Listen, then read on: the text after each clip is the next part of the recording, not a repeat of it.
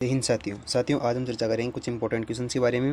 ये जो क्वेश्चंस हैं वो आने वाले एग्जाम्स के लिए बहुत ही इंपॉर्टेंट होने वाले हैं, तो आप वीडियो पूरा देखना। चलिए वीडियो स्टार्ट करते हैं। हमारा फर्स्ट क्वेश्चन है कि अलख दरीबा किस धार्मिक पंथ के सत्संग स्थल कहलाते हैं। अलख दरीबा किस धार्मिक पंथ के सत्संग स्थल कहलाते हैं? क्या दादू पंथ के, या निरंजनी पंथ के, या लालदास पंथ के, या सिरवी पंथ के? तो इसका जो राइट आंसर है वो है दादू पंथ। कौन सा राइट आंसर? दादू पंथ। ठीक है। अब हम बात करें कि ताराबात की ओढ़नी राजस्थान की किन स्त्रियों की लोकप्रिय वेशभूषा है। ताराबात की ओढ़नी राजस्थान की किन स्त्रियों की लोकप्रिय वेशभूषा है? क्या राजपूत स्त्रियों की है, या गुजर स्त्रियों की है, आदिवासी स्त्रियों की है, या जाट स्त्रियों की है ताराबात की ओढ़नी? तो इसका जो राइट आंसर है वो है आदिवासियों की। किन की? तो आदिवासियों की प्रमुख वेशभूषा है ताराबात की ओढ़नी। ठीक है। अब हम बात करें कि महिलाओं के गहनों का सिर से पैर तक का सही क्रम कौन सा है। महिलाओं के गहनों का, यानी जो महिलाएं गहने पहनती है तो उनका सिर से और पैर तक का सही क्रम बताना है हम लोगों को। तो क्या बोर, बिंदिया, टीडी, बड़को, गलपटियो, चूंक, कड़ला, नथ है? या बोर, नथ, बिंदिया, टीडी, बड़को, चूंक, गलपटिया, कड़ला है? या बोर, टीडी, बड़को, बिंदिया, नथ, चूंक, गलपटिया, कड़ला है? क्या बोर, चूप, नथ, टीडी, कड़ला, भड़को, बिंदिया, गलपटिया है? तो सिर से और पैर तक का सही क्रम बताना है हमको। तो हम देखते हैं, हम फर्स्ट में देखते हैं कि बोर और फिर बिंदिया फिर टीडी। तो जो टीडी है वो बिंदिया से पहले आएगा। ठीक है, टीडी बिंदिया से पहले आएगा, तो ये हमारा फर्स्ट जो ऑप्शन है वो तो नहीं होगा। फिर हम बात करें बोर, नथ और फिर बिंदिया। ठीक है, तो हमारा जो बिंदिया है वो भी नथ से पहले आएगा, तो ये सेकंड ऑप्शन भी कट गया। हम देखते हैं कि बोर, फिर टीडी आएगा, फिर बड़को आएगा, बिल्कुल सही है। बिंदिया आएगा, नथ आएगा, फिर चूंप आएगा, फिर गलपट्टियो आएगा, फिर कड़ला आएगा, तो ये बिल्कुल सही लग रहा है। हम देखते हैं कि बोर, चूंप और नथ। तो चूंप नथ से पहले आएगा, सॉरी चूंप जो है वो नथ के बाद में आएगा। ठीक है, नथ के बाद में आएगा चूप, तो हमारा फोर्थ ऑप्शन गलत है। हमारा राइट आंसर कौन सा होगा? Option third. कौन सा? ऑप्शन थर्ड हमारा राइट आंसर होगा। महिलाओं के गहनों का सिर से पैर तक का सही क्रम कौन सा होगा?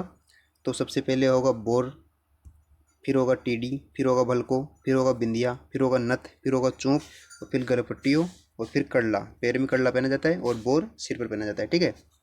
अब हम बात करें कि तिमणिया पहना जाता है। जो तिमणिया जो आभूषण है वो कहाँ पर पहना जाता है? ये महिलाओं द्वारा सिर पर पहना जाता है, या महिलाओं द्वारा गले में पहना जाता है, पुरुषों द्वारा कान में पहना जाता है, या पुरुषों द्वारा बाजू में पहना जाता है?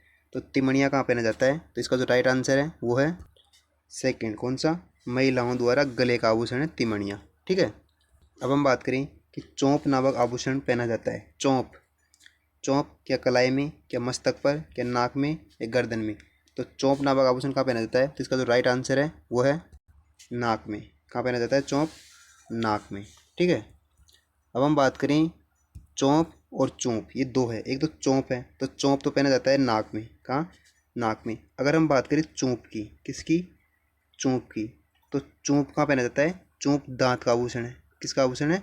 तो दांत का आभूषण है चोंप। ठीक है, चोंप तो नाक में पहना जाता है, और चोंप और रखन ये दांत के आभूषण है, याद रखना आप। ठीक है। अब हम बात करें कि मेमंद आभूषण कहाँ पहना जाता है? क्या भुजा पर पहना जाता है, या सिर पर पहना जाता है, या कमर पर पहना जाता है, या पैरों में? ठीक है, तो मेमंद, तो इसका जो राइट आंसर है वो है सिर पर। कहाँ पहना जाता है? मेमंद आभूषण सिर पर पहना जाता है। ठीक है। अब हम बात करें कि भगतरी वस्त्र क्या है। भगतरी क्या है? क्या ग्रामीण महिलाओं के वस्त्र हैं, या ग्रामीण क्षेत्रों में पुरुषों के शरीर के कमर के नीचे के भाग में पहने जाने वाला वस्त्र है, या ग्रामीण क्षेत्रों में पुरुषों के शरीर के ऊपरी भाग में पहने जाने वाला वस्त्र है, या ग्रामीण पुरुषों के सिर का वस्त्र है? तो भगतरी क्या है? तो इसका जो राइट आंसर है वो है ग्रामीण पुरुषों के वस्त्र। क्या है? सॉरी, ग्रामीण क्षेत्र के जो पुरुष होते हैं उनके शरीर के ऊपरी भाग में पहने जाने वाला वस्त्र है भगतरी। भगतरी क्या है? तो ग्रामीण क्षेत्र में पुरुषों के सिर के, सॉरी, शरीर के ऊपरी भाग में पहने जाने वाला वस्त्र जो है वो भगतरी कहलाता है। ठीक है। हम बात करें ग्रामीण पुरुषों के सिर का वस्त्र कौन सा होता है? तो सिर का वस्त्र होता है साफा। साफा। ठीक है। और हम बात करें बख्तरी की, तो बख्तरी को अन्य नाम अंग रखी है। क्या है? अंग रखी भी कहते हैं बख्तरी को। ठीक है। अब हम बात करें उदयशाही, अमरशाही, विजयशाही और सहजनशाही, ये सब क्या हैं? उदयशाही, अमरशाही, विजयशाही और शहजादशाही क्या है? ये कैथून में साड़ी बनाने की विधियाँ हैं, या पैलेस ऑन व्हील्स में उपलब्ध रजवाड़ी शराब के प्रकार हैं, या महिलाओं के लिए हीरे जड़ित नवला का हार की किस्म है, या राजस्थानी पगड़ियों की शैलियाँ हैं। तो इसका जो राइट आंसर है वो है राजस्थान की पगड़ियों की शैलियाँ हैं। क्या है? राजस्थान की पगड़ियों की शैलियाँ हैं, उदयशाही, अमरशाही, विजयशाही, शहजादशाही। ठीक है।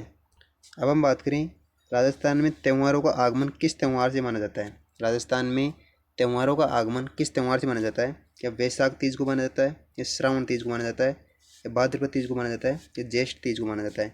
तो इसका जो राइट आंसर है वो है श्रावण तीज। कौन सी तीज? श्रावण तीज। ठीक है।